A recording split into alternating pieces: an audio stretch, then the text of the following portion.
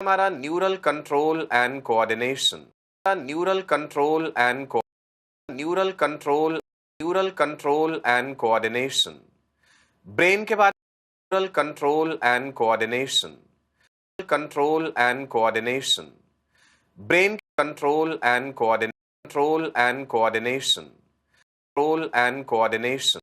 Control and coordination. Brain के बारे में and coordination and coordination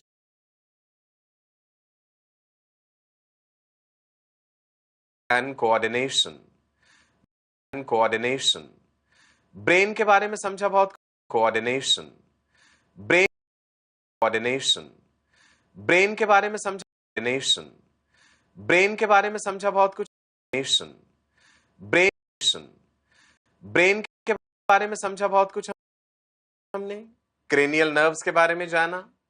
nerve impulse किस प्रकार से ट्रांसमिट होती है थ्रू एक्सॉन, हमने ये समझा। अच्छा, आपको याद है नर्व इंपल्स क्या है? बताया था ना, the sum total of various biochemical electrical changes which are happening in an axon जब हम एक थ्रेशोल्ड स्टिमुलस अप्लाई करते हैं। थ्रेशोल्ड स्टिमुलस का मतलब होता है minimum value of the stimulus which is capable of generating a response. Impulse transmission की ही इसी कहानी को आज हम आगे बढ़ाएंगे। हमने अभी तक पढ़ लिया impulse transmission across unmyelinated axon. आज हम जिक्र करेंगे माइलिनेटेड एक्सॉन्स का, कि जब न्यूरॉन के ऊपर माइलिन शीथ होती है तो किस प्रकार से इंपल्स जो है वो आगे बढ़ती है, या फिर एक न्यूरॉन और दूसरे न्यूरॉन के बीच में, जिसे हम साइनैप्स कह देते हैं, जिस जंक्शनल रीजन को, साइनैप्स पे इंपल्स कैसे ट्रांसमिट होती है। सो आज की हमारी चर्चा का विषय यही रहेगा, impulse transmission across myelinated axon, impulse transmission across synapse, और उसके बाद रिफ्लेक्स एक्शन के बारे में भी बताऊंगा। कागज कलम तैयार रखिए, कॉपी पेन तैयार रखिए, रनिंग नोट्स साथ के साथ बनाएंगे। चलिए फिर एक पॉजिटिव सोच, एक पॉजिटिव एनर्जी, एक अच्छी उमंग के साथ आज के इस सेशन का आगाज करते हैं। देखिए जी, क्या है हमारे पास, इंपल्स ट्रांसमिशन अक्रॉस एक्सॉन में दो चीजें पढ़नी है, unmyelinated axon and myelinated axon. अच्छा याद करो, पेरिफेरल नर्वस सिस्टम में जो न्यूरॉन्स हैं, पीएनएस में जो न्यूरॉन्स हैं, उनकी माइलिन शीथ कौन बनाता है? Can you tell me? The myelin sheath of neurons of the peripheral nervous system, it is formed by which cells? Yes, you got it right. It is Schwann cells. Myelin sheath बनाने वाले cells हैं Schwann cells. Schwann cells का ही दूसरा नाम है न्यूरोलेमोसाइट्स। ठीक है, myelin sheath को मेडुलरी शीथ भी कहते हैं। माइलिन शीथ लिपिड्स से बनी होती है, इंसुलेशन का काम करती है। एक्सॉन के चारों तरफ माइलिन शीथ बनने की ये प्रोसेस तभी शुरू हो जाती है when a baby is developing in the uterus of the mother. जो शॉन सेल हैं बताया था, और वो लिपटते जाते हैं एक्सॉन के चारों तरफ, बार बार उनकी प्लाज्मा मेम्ब्रेन एनवेलप करती रहती है एक्सॉन को, और वही repeated envelopes of the plasma membrane of Schwann cell is what is myelin sheath. Myelin sheath भी तो लिपिड से बनी होती है ना। ठीक है, सो माइलिन शीथ क्या करती है, पहले हम लिख देते हैं, शॉन सेल्स जो है they are forming myelin sheath, जिसे हम मेडुलरी शीथ भी कहते हैं, जो कि इंसुलेशन का काम करती है। It acts as an insulator. Neurons they carry electrical impulses, तो इंसुलेटेड होना जरूरी है उनके लिए। ठीक है जी, चलो सो हम देखेंगे transmission of nerve impulse across myelinated neurons, medullated neurons भी कह देते हैं। मैं आपको रफली माइलिनेटेड न्यूरॉन का या माइलिनेटेड एक्सॉन का एक छोटा सा सेक्शनल व्यू दिखाता हूं। मान लीजिए ये है एक्सॉन। ओके, एक्सॉन के अंदर वाला फ्लूइड क्या कहलाता है? एक्सोप्लाज्म। ये दिखा देते हैं एक शॉन सेल, ये नेबरिंग दूसरा शॉन सेल। है ना, ऐसे ये इधर को कंप्लीट होगा लाइक दिस। तो माइलिन शीथ यहां पे कहां है, येलो कलर से दिखाता हूं। वैसे माइलिन शीथ आप जानते हैं व्हाइट होती है, तभी हम व्हाइट मैटर कहते हैं ना। तो ये वाली चीज जो है, this is what is myelin sheath. हाँ, ये हमने कट व्यू दिखाया है, एक्सॉन का कट व्यू है शॉन सेल्स के साथ। So this is myelin, right, myelin sheath. और ये सेल कौन सा है, Schwann cell. This is Schwann cell. Can you tell me what is this gap between two adjacent Schwann cells called? एक Shawn cell और दूसरी शॉन सेल के बीच में जो गैप होता है, दैट इज, लिख लेंगे ना सभी, नोड ऑफ रेनवियर। तो नोड ऑफ रेनवियर पर माइलिन शीथ नहीं है। क्लियर? चलो अब बढ़ते हैं, इंपल्स कैसे ट्रांसमिट होगी। ठीक है जी। So transmission of impulse across myelinated axons. एक एक चीज इंपॉर्टेंट है, ध्यान से सुनिएगा। मोटे मोटे तौर पे बता दूं, माइलिनेटेड एक्सॉन्स में इंपल्स ट्रांसमिशन फास्टर होता है एज कंपेयर टू अनमाइलिनेटेड, तेजी से होता है ये। Action potentials propagate more rapidly along myelinated axons than along unmyelinated axons। ये ज्यादा रैपिड है, rapid means faster, very important. Myelin sheath आ जाने से स्पीड ऑफ इंपल्स कंडक्शन तेज हो जाती है। ठीक है जी। ऐसा क्यों? It occurs because of uneven distribution of voltage gated channels. देखिए जी, याद कीजिए, एक्सॉन में अलग अलग तरह के चैनल्स बताए थे पिछले सेशन में। Leakage channels, sodium leakage channel, potassium leakage channel. Sodium leakage channel का काम था सोडियम की एंट्री को अलाउ करना। पोटाशियम लीकेज चैनल्स का काम था पोटाशियम के एग्जिट को अलाउ करना। लीकेज चैनल्स के अलावा हमने पढ़े थे लाइगैंड गेटेड चैनल्स, जो किसी लाइगैंड के रिस्पॉन्स में खुलते हैं, जैसे एसिटाइल कोलिन एक लाइगैंड हो गया।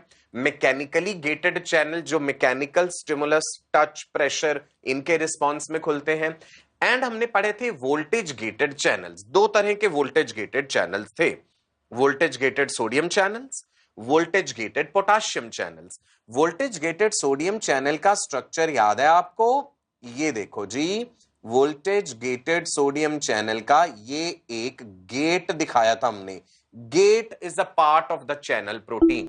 तो जब वोल्टेज गेटेड सोडियम चैनल खुलता है, that allows the influx of the sodium ions. मैंने बताया था डीपोलराइजेशन में क्या हुआ कि भाई एक्सॉन को थ्रेशोल्ड स्टिमुलस मिला, वोल्टेज गेटेड सोडियम चैनल्स खुले, सोडियम का इनफ्लक्स हुआ, तो एक्सोलेमा अपने अंदर की साइड पॉजिटिवली चार्ज होने लगी। तो डीपोलराइजेशन की जो एक मेन वजह मैंने आपको बताई थी, that was influx of sodium ions. तो मैं इन्हीं वोल्टेज गेटेड चैनल्स का जिक्र कर रहा हूं। एक थे वोल्टेज गेटेड सोडियम चैनल्स, दूसरे थे वोल्टेज गेटेड पोटाशियम चैनल्स। तो जब अनमाइलिनेटेड एक्सॉन है तो पूरे एक्सॉन में डिस्ट्रीब्यूशन है वोल्टेज गेटेड चैनल्स का। माइलिन शीथ जब आ जाती है, there is uneven distribution of the voltage gated channels.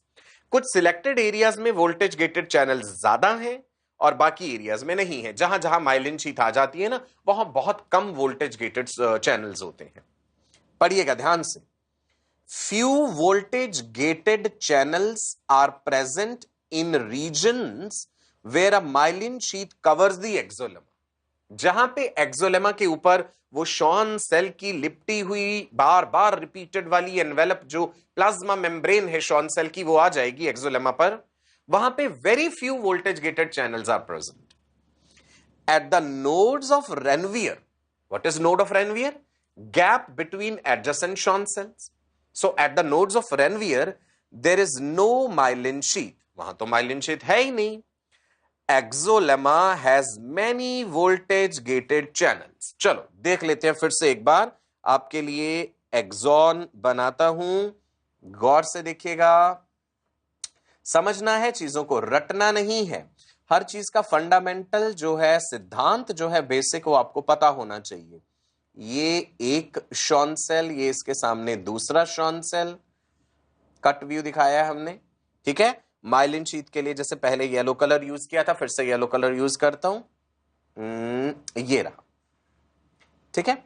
सो जहां जहां माइलिन शीथ है वहां पे तो भाई बहुत कम चैनल्स होंगे वोल्टेज गेटेड वाले, चाहे वोल्टेज गेटेड सोडियम चैनल्स का हो, वोल्टेज गेटेड पोटाशियम चैनल का हो, और ज्यादा कहां पे होंगे, नोड ऑफ रेनवियर। तो नोड ऑफ रेनवियर पे जो एक्सोलेमा है, what is axolemma, plasma membrane of the axon, that is axolemma, वो directly extra cellular fluid ECF के संपर्क में है। ये वाले हिस्से की बात हो रही है, एक्सोलेमा का इतना हिस्सा जो है, यहां पे ज्यादा चैनल्स हैं, ठीक है जी। Current carried by sodium and potassium flows across the membrane mainly at these nodes. तो वो जो सोडियम पोटेशियम आयंस के एक्सचेंज की बात हो रही थी ना, वो इन एरियाज में ज्यादा होगा। तो ऐसा लगता है that impulse is leaping, jumping from one node of Ranvier to another. इसीलिए ना हम इस तरह के कंडक्शन को सॉल्टेटरी कंडक्शन भी कह देते हैं। सॉल्टेशन का मतलब होता है jumping. So this type of impulse conduction is also called saltatory conduction. Saltation means jump. The nerve impulse appears to jump from one node of Ranvier to another, जिस कारण वो फास्टर है, ठीक है जी। मेन बातें क्या है, माइलिनेटेड न्यूरॉन्स को मेड्यूलेटेड न्यूरॉन्स भी कहते हैं। पेरिफेरल नर्वस सिस्टम में माइलिन शीथ शॉन सेल्स बना रहे हैं। अगर यही बात सेंट्रल नर्वस सिस्टम में हो रही होती तो आपको याद है सीएनएस में, ब्रेनियल स्पाइनल कॉर्ड में जो न्यूरॉन्स हैं उनकी माइलिन शीथ कौन बनाता है, उनकी माइलिन शीथ बनाते हैं ओलिगोडेंड्रोसाइट्स। एनिमल टिश्यूज पढ़ते समय जब हमने न्यूरोग्लायल सेल्स पढ़े थे तब इन सेल्स का नाम बताया था, ओलिगोडेंड्रोसाइट्स, राइट जी। चलो आगे देखते हैं। यहां पे आप स्क्रीन पे एक्सॉन देख पा रहे हैं, न्यूरॉन है complete. Can you see the node of Ranvier, let me highlight it for you. ये रहे nodes of Ranvier, gaps between adjacent Schwann cells, एक नोड ऑफ रेनवियर, दूसरा नोड ऑफ रेनवियर। तो होता क्या है कि वो जो सोडियम पोटेशियम के एक्सचेंज की बातें हमने पढ़ी थी पिछले सेशन में, वो सब मेनली इन नोड्स पर हो रहा है, बाकी जगहों पे बहुत कम हो रहा है। एक नोड पे होने वाला बदलाव दूसरे नोड के लिए स्टिमुलस का काम कर जाता है। इसी तरह से आगे आगे आगे ये चीज पास होती रहती है। When an action potential propagates along a myelinated axon, उस समय electric current flows through the extra cellular fluid. ये बाहर क्या है, ECF, extra cellular fluid surrounding the myelin sheath and through the cytosol from one node to another. Cytosol यहां पे axoplasm को कहा गया है। Action potential at the first node generates ionic currents in the cytosol and extracellular fluid that depolarizes the membrane to threshold। कहने का मतलब है एक जगह पे होने वाले बदलाव अगली जगह के लिए स्टिमुलस का काम करते हैं। देखो साइटोसोल तो बीच में कॉन्टिन्यूस है, मैं यहां पे बना के दिखा देता हूं। मान लीजिए ये रहा हमारा एक्सॉन, ये है जी एक शॉन सेल, ये है जी दूसरा शॉन सेल। यहां पे हमने माइलिन शीथ दिखाई थी, पहले येलो कलर से दिखाई थी, अब मैं चलिए रेड कलर से दिखा देता हूं। ये रहा माइलिन शीथ। जहां जहां माइलिन शीथ आ गई वहां पे बहुत कम वोल्टेज गेटेड चैनल्स हैं। तो मान लो वो जो सोडियम पोटेशियम की एंट्री एग्जिट की बातें हो रही हैं वो नोड्स पर हो रही हैं। सो यहां पे होने वाला बदलाव नेक्स्ट पैच के लिए स्टिमुलस का काम कर जाता है। तो साइटोसोल में यानी ये जो एक्सोप्लाज्म है इसमें आयनिक चेंज हुआ एक जगह पे, उसने अड़ोस पड़ोस में डिस्टरबेंस क्रिएट कर दी और वो तेजी से आगे ट्रेवल कर गई। क्लियर है जी। चलिए आगे देखते हैं। The resulting ionic flow through the opened channels constitute an action potential at the second node. मतलब एक नोड पे होने वाले बदलाव दूसरी नोड के लिए स्टिमुलस का काम कर जाते हैं। Action potential at the second node generate an ionic current that opens voltage gated channels at the third node and so on। वही बात है भाई, यहां पे बदलाव हुए, नेक्स्ट पैच के लिए स्टिमुलस का काम कर गए, वहां पे चेंजेस हुए, वो नेक्स्ट के लिए स्टिमुलस का काम कर गए and so on. Flow of current across the membrane only at nodes of Ranvier has two consequences. Nodes of Ranvier पर ही करंट फ्लो कर रहा है, इसके दो कॉन्सिक्वेंसेज हैं. क्या है वो दो consequences? Number one, action potential appears to leap. Leap का मतलब जंप, कूदना एक से दूसरी जगह पे. अपीयर्स टू लीप, एक्चुअल में तो कोई इंपल्स कूद नहीं रही ना, ये हम कह देते हैं समझाने के लिए. Action potential appears to leap from node to node as each nodal area depolarizes to threshold, so we call it saltatory conduction. तो आपको याद रखना है, माइलिनेटेड एक्सॉन्स में जो इंपल्स कंडक्शन है that is called saltatory conduction, jumping type of conduction, leaping type of conduction, and it is faster. There is opening of smaller number of channels only at the nodes. It represents a more energy efficient mode of conduction. अब क्या हो रहा है, वो voltage gated channels selected जगहों पे ही खुल रहे हैं, तो एनर्जी भी कम इस्तेमाल हो रही होगी. ये दो इंपॉर्टेंट बातें हैं कि माइलिनेटेड एक्सॉन्स में इंपल्स फास्टर है, सॉल्टेटरी कंडक्शन कहलाती है, और मोर एनर्जी एफिशिएंट मैकेनिज्म है. क्लियर है जी इतना? राइट, बड़ी डिटेल में मैंने समझाया आपको. नाउ अब आप सुनिए एक और चीज, factors affecting the speed of conduction. कौन कौन से फैक्टर्स स्पीड को अफेक्ट करेंगे? क्या क्या हो सकते हैं जी, चलिए देखते हैं. अमाउंट ऑफ माइलिनेशन, कितना ज्यादा माइलिनेशन है उसके कारण. Action potential propagate more rapidly along myelinated axons than along unmyelinated axons. Right, so क्या क्या फैक्टर्स इंपल्स ट्रांसमिशन को प्रभावित कर रहे हैं? नंबर वन तो हो गया माइलिन शीथ का होना. नंबर टू हो जाएगा एक्सॉन का डायामीटर. आपने पढ़ा होगा फिजिक्स में, जो वायर जितनी मोटी होती है उसकी रेजिस्टेंस उतनी कम होती है. सो एक्सॉन का डायामीटर अगर ज्यादा होगा, ज्यादा सरफेस एरिया मिलेगा आयन एक्सचेंज के लिए, कम रेजिस्टेंस होगी तो वो तेजी से इंपल्स जाती है. So axon diameter is another important factor. आप भी नोट करते जाइए factors affecting impulse transmission. Number one myelination, number two axon diameter. Axon diameter में याद रखेंगे, larger diameter axons propagate action potentials faster than smaller ones due to larger surface area. Simple. Number three, temperature, तापमान. तापमान बढ़ा देने से जो है इंपल्स ट्रांसमिशन फास्टर है, और तापमान घटा देने से, टेम्परेचर कम होने से स्लोअर है.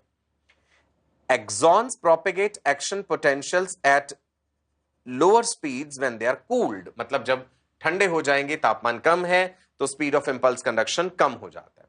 चलो एक और इंटरेस्टिंग बात आपको बताता हूं. मैंने आपको ये बताया था कि स्टिमुलस का वैल्यू थ्रेशोल्ड होना चाहिए. मान लो ये एक्सॉन है, हमने स्टिमुलस दिया, अगर सब थ्रेशोल्ड है, बिलो द थ्रेशोल्ड वैल्यू है, तो ये एक्सॉन इंपल्स कैरी नहीं करेगा. अगर वो थ्रेशोल्ड है, the minimum value of stimulus capable of generating response is called threshold. तो अगर वो थ्रेशोल्ड वैल्यू का स्टिमुलस है तो वो इंपल्स कंडक्ट करेगा. बट अगर वो थ्रेशोल्ड वैल्यू से ज्यादा हुआ तो भी वो उतना ही इंपल्स कैरी करता है. इंपल्स का एम्पलीट्यूड उतना ही है जितना कि थ्रेशोल्ड पर है. यही तो था all or none principle, all or none law. That is by increasing the value of the stimulus you can not get more response. लेकिन सवाल ये उठता है कि अ लाइट टच, अगर मैंने आपको हल्का सा छुआ तो आपको पता है ये हल्के से छुआ है, और अगर मैंने जोर से हाथ दबाया है तो आपको ये डिफरेंस तो पता चल जाता है ना. A light touch feels different from a strong pressure. Why? अब यहां तो ये हो रहा है कि भाई स्टिमुलस की वैल्यू बढ़ाने से ज्यादा रिस्पॉन्स मिल तो रहा है, लेकिन यहां पे होता क्या है, इंपल्स का एम्पलीट्यूड नहीं बढ़ता, इंपल्स की फ्रीक्वेंसी बढ़ जाती है. The frequency of impulse conduction जो है that increases. And secondly, more number of neurons are recruited to carry that message. समझे जी? That is the reason why a light touch feels different from a firm pressure. So why does a light touch feels different from a stronger touch or a stronger pressure? The reason is frequency of action potentials. It's the frequency which increases, not the amplitude, right? And more number of neurons are recruited to carry that message जब आप ज्यादा strong pressure लगा रहे हैं. चलिए जी, impulse transmission का जिक्र हो रहा था. इंपल्स ट्रांसमिशन हमने पढ़ लिया.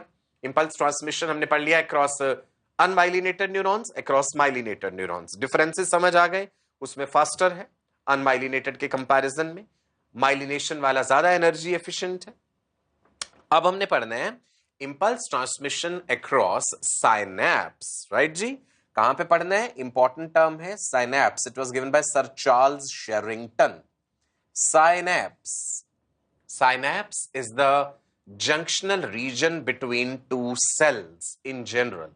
जरूरी नहीं है साइनैप्स न्यूरॉन्स के बीच में ही हो, दो एडजेसेंट कार्डियक मसल फाइबर्स के बीच में भी साइनैप्स है।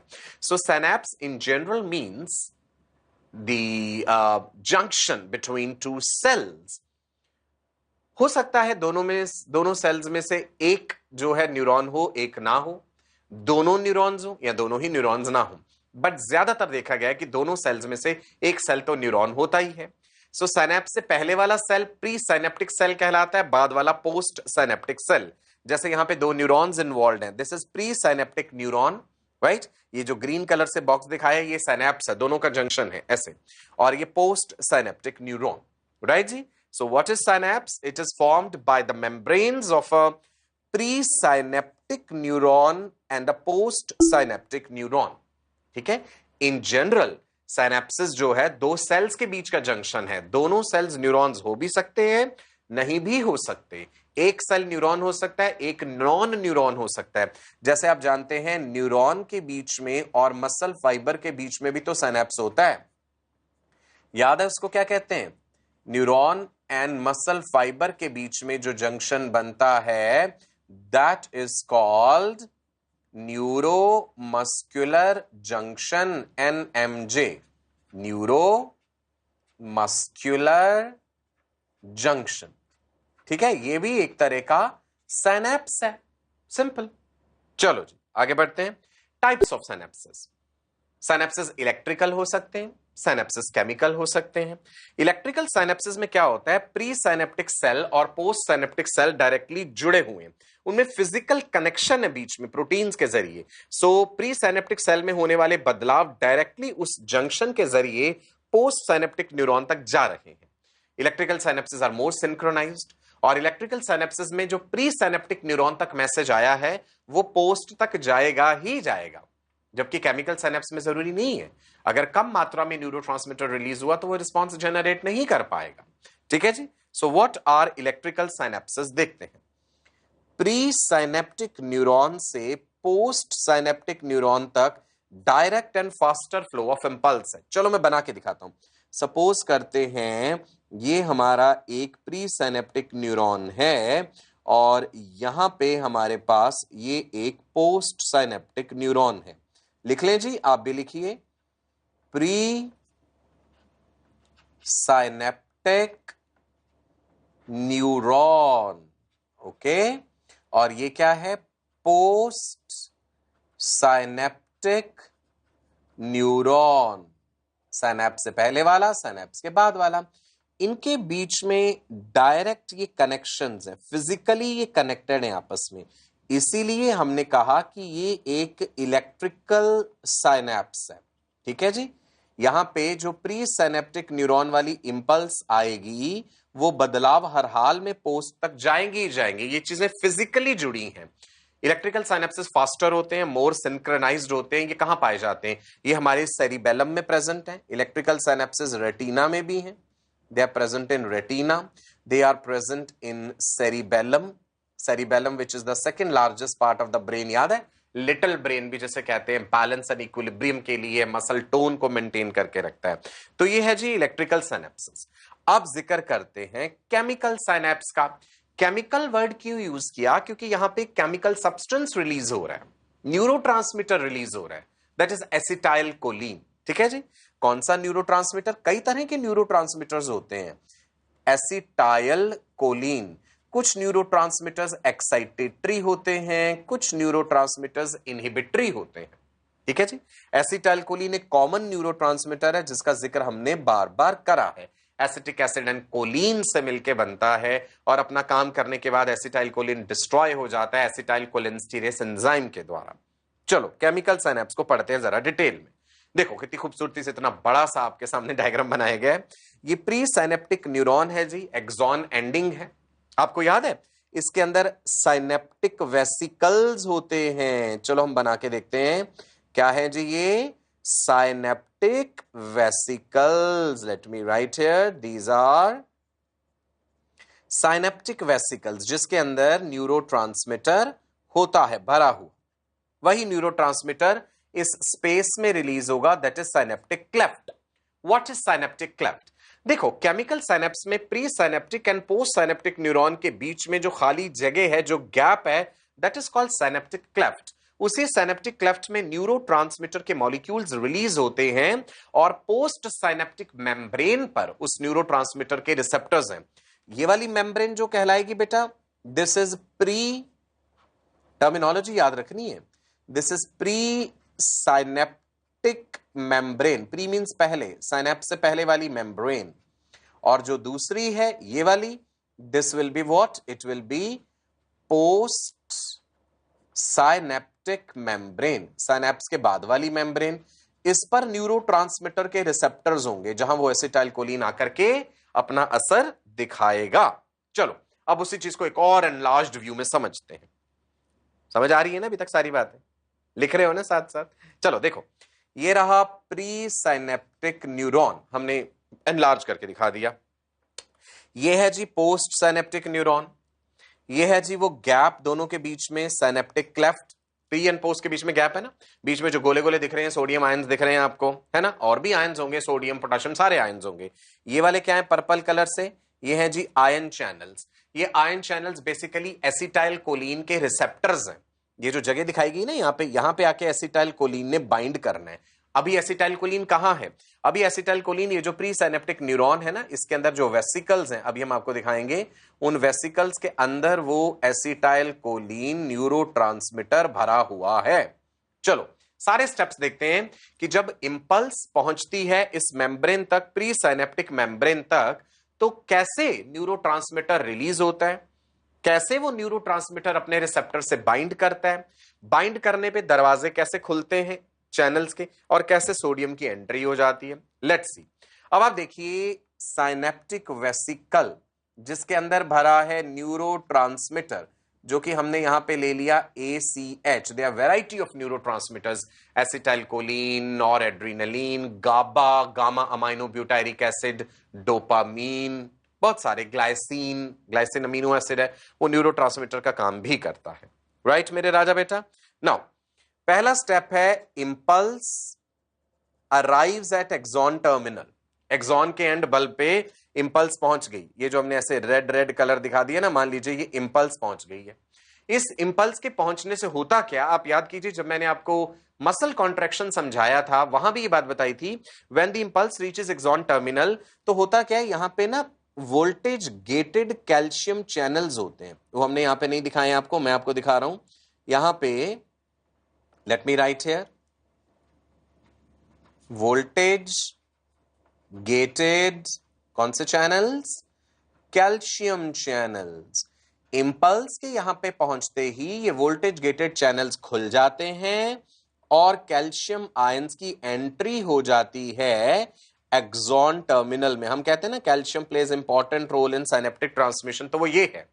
When the impulse reaches axon terminal, then what happens? इसके बाद लिख दूं ऐसे आगे, there is opening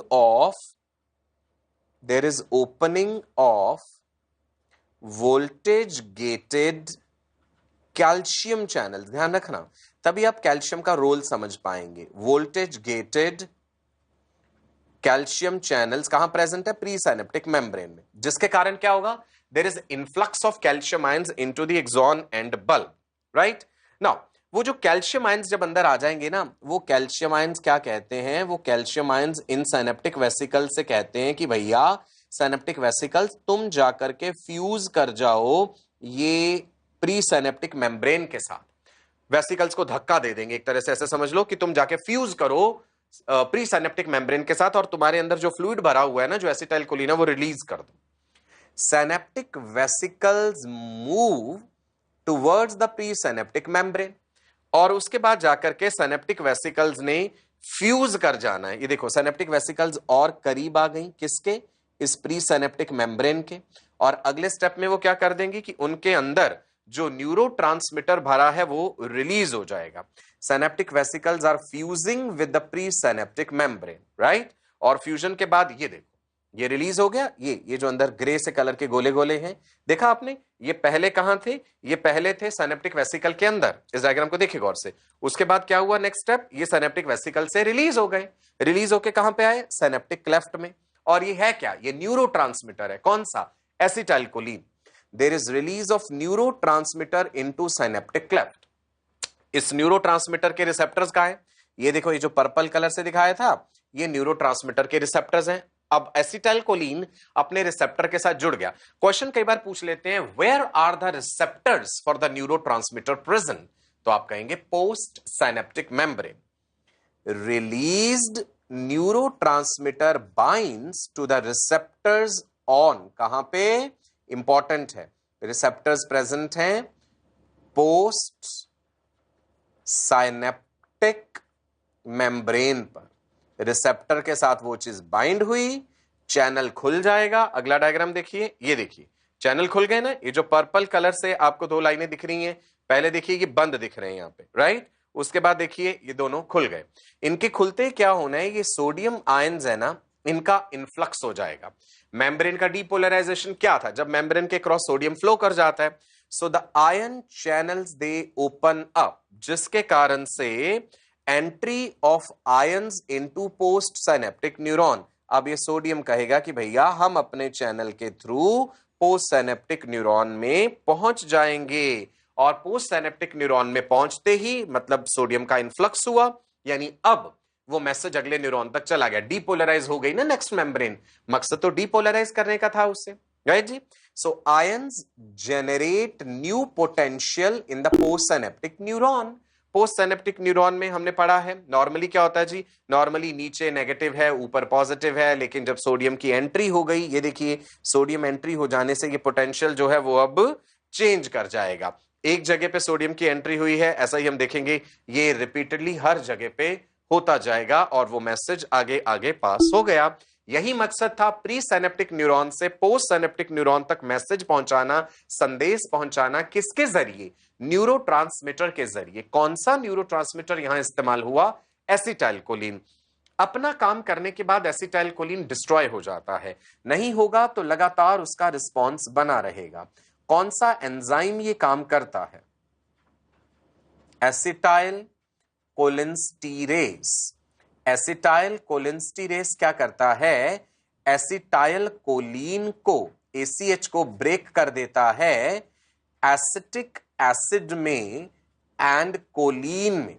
it breaks it into acetic acid and choline. Acetic acid and choline आसपास की ब्लड वेसल्स में डिफ्यूज कर जाते हैं थोड़े बहुत, कुछ एसिटिक एसिड एंड कोलिन वापस प्री साइनेप्टिक न्यूरॉन में चला जाता है और दोबारा से इनसे मिलकर एसिटाइल कोलिन बन जाता है। क्लियर है जी, राइट। एक बार समरी देख लें पूरी चीज की, कैसे हुआ था। एक्सॉन एंड बल्ब पे इंपल्स पहुंची, वोल्टेज गेटेड कैल्शियम चैनल्स खुले, entry of calcium into the axon end bulb.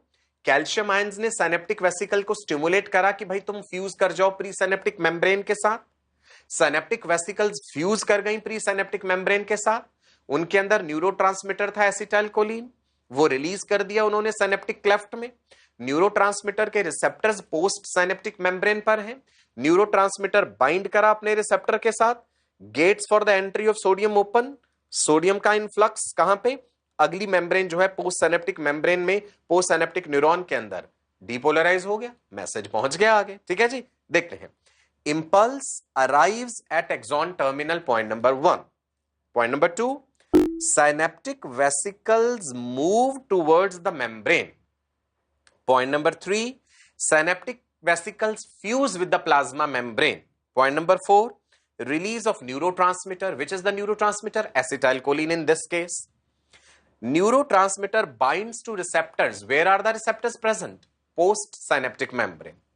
Number 6, ion channels on the post-synaptic membrane opens. Ions for which? The ion channels for which ion? Sodium ions. Entry of sodium ions into the postsynaptic membrane. Point number 8, ions generate new post potential in the postsynaptic membrane. Right? So this is the mechanism of impulse transmission across chemical synapse. Right? Electrical synapses में तो direct connection है pre and post synaptic के बीच में, और जो chemical है उसमें direct नहीं है भाई, बीच में गैप होता है। उस गैप को सिनेप्टिक क्लेफ्ट कहते हैं, जहां पे न्यूरोट्रांसमीटर रिलीज होता है। चलिए जी, अगला इंटरेस्टिंग टॉपिक है हमारे पास reflex action. What is a reflex action, समझते हैं। Spontaneous and involuntary response of the body to a stimulus acting on a receptor. Suppose कीजिए मैं आपसे बात कर रहा हूं, मेरा पूरा ध्यान आपकी तरफ है, अचानक मेरा ये हाथ किसी ऐसी चीज पे लगता है, सपोज टेबल पे लगता है, और वो टेबल बहुत गर्म है, so immediately I will do like this, ऐसे, है ना, immediately I will do like this, I will withdraw my hand from that harmful stimulus, though my entire attention is towards you. यही है रिफ्लेक्स एक्शन। ये protective reflexes हैं। कई तरह के रिफ्लेक्सेस होते हैं, पलक झपकने का रिफ्लेक्स है, ऑडिटरी रिफ्लेक्सेस हैं, बहुत जोर से बॉम्ब ब्लास्ट होता, हम हो ऐसे करके करते हैं, हमारे हाथ हमारे कान की तरफ चल जाते हैं, हमारा मुंह खुल जाता है, ये भी एक रिफ्लेक्स एक्शन है। So what are reflexes? Spontaneous and involuntary responses of the body to a stimulus acting on a receptor. Receptor he stimulus को परसीव करता है और वो सेंसरी न्यूरॉन के थ्रू मैसेज भेजता है सेंट्रल नर्वस सिस्टम को। नो, रिफ्लेक्सेस में ब्रेन को पता चलता है, ऐसा नहीं कि पता नहीं चलेगा। मान लो गर्म चीज को हाथ लगाता तो हमें पता तो चला ना कि वो गर्म है, लेकिन before brain could take a decision कि क्या करना चाहिए, spinal cord has already taken the decision that withdraw yourself from that harmful stimulus। और आप देखिएगा जनरली हम अपनी जो लिम्स हैं, मान लो हाथ है या पैर है, जो भी था, ऐसे towards the mid line of the body करते हैं, अपने आप को समेटते हैं। ऐसा तो नहीं गर्म चीज पे हाथ लगा और हम हाथ ऐसे दूर कर देंगे, ऐसे ले जाएंगे, नहीं। The normal reaction is like this, right? You want to withdraw your limbs towards the mid line of your body. Protective reflex है ये विड्रॉल रिफ्लेक्स था जो मैंने आपको बताया, स्पाइनल कॉर्ड के थ्रू मीडिएट हो रहा है। हर रिफ्लेक्स स्पाइनल कॉर्ड के थ्रू मीडिएट हो ये जरूरी नहीं होता। देयर आर सेरिब्रल रिफ्लेक्सेस जो ब्रेन के थ्रू होते हैं, जैसे मैंने मिड ब्रेन जब आपको बताया था, मिड ब्रेन में मैंने सुपीरियर कॉलिकुलाई इंफीरियर कॉलिकुलाई बताए थे ना, कॉर्पोरा क्वाड्रीजेमिना में, ऑप्टिक लोब्स में। Superior कॉलिकुलाई control reflexes from iris and eyelids. ये जो पलक झपकने का रिफ्लेक्स है, जैसे कोई हमारे आंख की तरफ कोई चीज लेके आए तो हम यूं कर लेते हैं, ऐसे आईलिड्स बंद कर लेते हैं, ये प्रोटेक्टिव रिफ्लेक्स है, ये मिड ब्रेन से कंट्रोल होता है। आइरिस जो है हमारा आंख में, उसमें जो प्यूपिल है उसका बड़ा छोटा होना, जैसे आप तेज रोशनी में जाओ तो प्यूपिल छोटा हो जाता है, मध्यम रोशनी में आओ डिम लाइट में तो प्यूपिल बड़ा हो जाता है। ये प्यूपिलरी रिफ्लेक्स है, ये भी ब्रेन के थ्रू कंट्रोल हो रहा है, इसमें स्पाइनल कॉर्ड का लेना देना नहीं है। लेकिन conscious will of the brain is not consulted, मर्जी नहीं ली जाती ब्रेन की इसमें, कॉन्शियसली आप ऐसा नहीं कर रहे हैं, ये अपने आप हो रहा है। ठीक है जी। Now what is reflex action? Let's see how we have defined it. The process of spontaneous response to a stimulus without intervention of the will, या हम ये कह सकते हैं spontaneous and involuntary response of the body to a stimulus acting on a receptor। ठीक है जी। ये एक ऑटोमेटिक मैकेनिकल रिस्पॉन्स है स्टिमुलस के लिए, जो भी स्टिमुलस मिला उसको शरीर ने रिस्पॉन्ड किया। Responses to the peripheral nervous stimulation, जैसे कहीं भी कोई पिन चुभोई गई है, कोई गर्म चीज लगी है, कोई फोटो स्टिमुलस है, तेज रोशनी है, कुछ भी है, पेरिफेरल स्टिमुलस आया है, it requires involvement of a part of CNS. देखो सेंट्रल नर्वस सिस्टम तो इन्वॉल्व है ही इसमें, या ब्रेन या स्पाइनल कॉर्ड। सो जैसे आप देख रहे हैं कि यहां पे दिखाया गया गर्म चीज पे हाथ लगा और आपने हाथ हटा लिया, या कहीं पे बिजली का करंट लगा तो हाथ हटा लिया। तो इसमें कॉम्पोनेंट्स क्या है? रिफ्लेक्स एक्शन के कॉम्पोनेंट्स हो जाएंगे रिसेप्टर, रिसेप्टर ने स्टिमुलस को परसीव करा, उसके बाद सेंसरी और अफरेंट, सेंसरी को ही अफरेंट भी कहते हैं, सेंसरी और अफरेंट न्यूरॉन ये मैसेज लेके गया कहां पे? पार्ट ऑफ सीएनएस की तरफ, सेंट्रल नर्वस सिस्टम की तरफ। कुछ रिफ्लेक्सेस ब्रेन के थ्रू मीडिएट होते हैं, देयर आर सेरेब्रल रिफ्लेक्सेस, कुछ स्पाइनल कॉर्ड के थ्रू मीडिएट होते हैं, देयर आर स्पाइनल रिफ्लेक्सेस। फिर मोटर या इफरेंट न्यूरॉन रिस्पॉन्स लेके गया, किसको जाके रिस्पॉन्स देगा? इफेक्टर ऑर्गन को, रिसेप्टर को नहीं देगा, रिसेप्टर ने तो स्टिमुलस लिया था, इफेक्टर को, effector organ. Effector organ can be a muscle, it can be a gland also, depending upon कि किस रिफ्लेक्स की बात हो रही है। ठीक है जी। Now how does the reflex section take place? Mechanism क्या है? वैसे मैंने आपको ब्रीफली समझा भी दिया। इधर देखिए वही चीज एक डायग्राम के जरिए, मान लीजिए ये स्टिमुलस है, आग जल रही है ना, और आपकी उंगली टच कर गई उसे, हमारी फिंगर में स्किन है, स्किन में सेंसरी रिसेप्टर्स हैं, उन्होंने वो गर्म स्टिमुलस थर्मो रिसेप्टर्स ने डिटेक्ट करा। Afferent neuron, afferent is sensory neuron, sensory neuron ये मैसेज इमीडिएटली ले गया स्पाइनल कॉर्ड के थ्रू। ये सेक्शन जो दिखाया गया है स्पाइनल कॉर्ड का है। ये विड्रॉल रिफ्लेक्स है, ये स्पाइनल कॉर्ड के थ्रू मीडिएट हो रहा है। स्पाइनल कॉर्ड के अंदर आपको वो ग्रे कलर का बटरफ्लाई शेप्ड स्ट्रक्चर जो है ना, this is what is the grey matter, ये वाला, and this outer one is what is the white matter. बताया था ना, ग्रे और व्हाइट मैटर का अरेंजमेंट स्पाइनल कॉर्ड और ब्रेन में डिफरेंट होता है। सो हुआ क्या जी, सेंसरी न्यूरॉन मैसेज लाया और ये इफरेंट न्यूरॉन या मोटर न्यूरॉन मैसेज ले जाएगा, लेकिन स्पाइनल कॉर्ड के अंदर सेंसरी और मोटर न्यूरॉन को आपस में कौन जोड़ रहा है? ये वाला न्यूरॉन क्या कहलाता है? ये न्यूरॉन कहलाता है रिले न्यूरॉन या एसोसिएशन न्यूरॉन या इंटर न्यूरॉन। अब आप समझे, where are association neurons or the relay neurons or the interneurons present? They're present inside your spinal cord. They're also present in your brain. तो sensory और motor को आपस में कनेक्ट कर रहे हैं। यहां पे देखिए एक ग्रीन कलर की लाइन हमने ब्रेन की तरफ भी दिखाई है, यानी ब्रेन को भी पता चलेगा इस बारे में। मेरा हाथ किसी गर्म चीज पे लगा है, ब्रेन को ये पता चला, बट इससे पहले कि ब्रेन कोई निर्णय ले, कोई डिसीजन ले, स्पाइनल कॉर्ड ने अपना डिसीजन सुना दिया। क्या? इफरेंट न्यूरॉन के थ्रू, मोटर न्यूरॉन के थ्रू। किसको डिसीजन सुनाया? इफेक्टर ऑर्गन को, जो कि यहाँ पे मसल है। और क्या डिसीजन? कि भाई अपने आप को इस हार्मफुल स्टिमुलस से दूर कर लो, वरना तुम्हारी उंगली जल जाएगी। ये देखा, रिस्पॉन्स ये हुआ कि उंगली वहां से हटा ली गई। ये जो पूरा पाथवे ऑपरेट हुआ है, this is what is reflex arc. What is reflex arc? The path which is travelled by the impulse generated at receptor. Sensory receptor को हार्मफुल स्टिमुलस मिला था, वहां एक इंपल्स जनरेट हुई, उस इंपल्स ने जो पाथ फॉलो करा to finally reach effector organ, finally तो इफेक्टर तक ही पहुंची ना, वही है reflex arc. So reflex arc is the path followed by the impulse generated at sensory receptor to finally reach effector organ. वो रिफ्लेक्स आर्क कहलाती है। और इसके कंपोनेंट्स क्या हैं? Sensory receptor, sensory neuron, part of CNS, motor neuron, effector organ, यानी 5 components इसमें involve हैं। रिसेप्टर है, अफरेंट या सेंसरी न्यूरॉन है, यहाँ पे स्पाइनल कॉर्ड है, इफरेंट न्यूरॉन है, एंड नंबर 5 पे effector organ, right? So reflex arc, it is the nerve pathway or the chain between the receptor and the effector organ which controls a reflex, right? या दूसरी भाषा में जैसे मैंने define किया, it is the path followed by impulse generated at receptor to reach effector. Simple, right जी? चलो फिर से देख लो, ये रिफ्लेक्स आर्क यहां पे वही चीज बार बार दिखाई गई है आपको जी। रिसेप्टर है कंपोनेंट, अफरेंट न्यूरॉन कंपोनेंट है, स्पाइनल कॉर्ड उसका कंपोनेंट है, efferent neuron and effector. So there are 5 components of this reflex arc which you have to remember. Reflex action is process of spontaneous response to a peripheral nervous stimulation that occurs without intervention of will and requires a part of CNS. Reflex action को define करने का तरीका है कि मतलब conscious will of the brain is not consulted. कई तरह के रिफ्लेक्सेस हैं। There are some reflexes which are called inborn reflexes, there are some reflexes which are called acquired reflexes. Inborn मतलब जन्म से ही जो प्रेजेंट है, जो आपको सीखने नहीं पड़ते, they have survival value, they are inborn reflexes. जैसे withdrawal of hand or foot on being pricked or when touched by some hot object.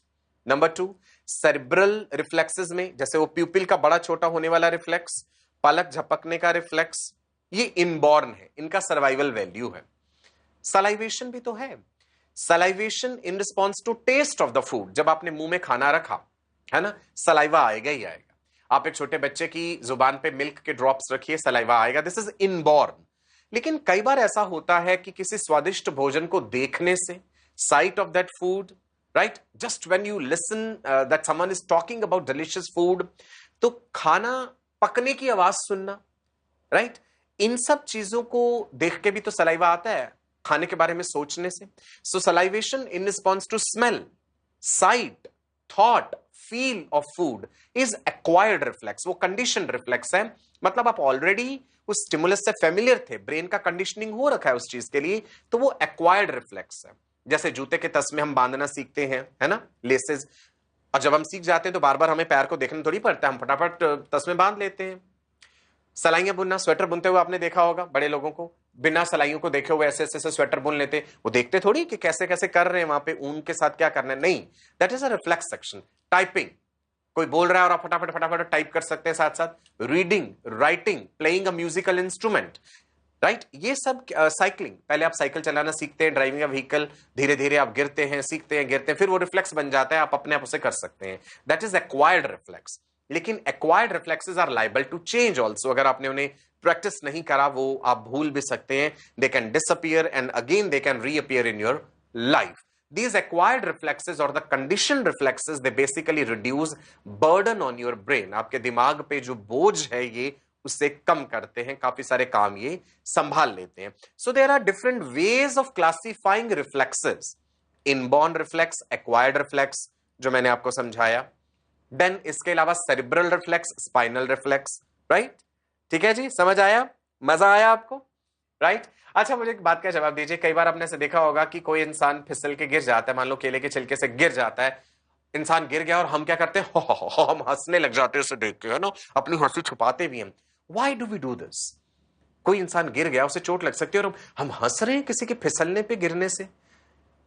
Nothing in biology makes sense except in the light of evolution. मतलब इसका भी कहीं ना कहीं कोई कारण evolution में छुपा हुआ है।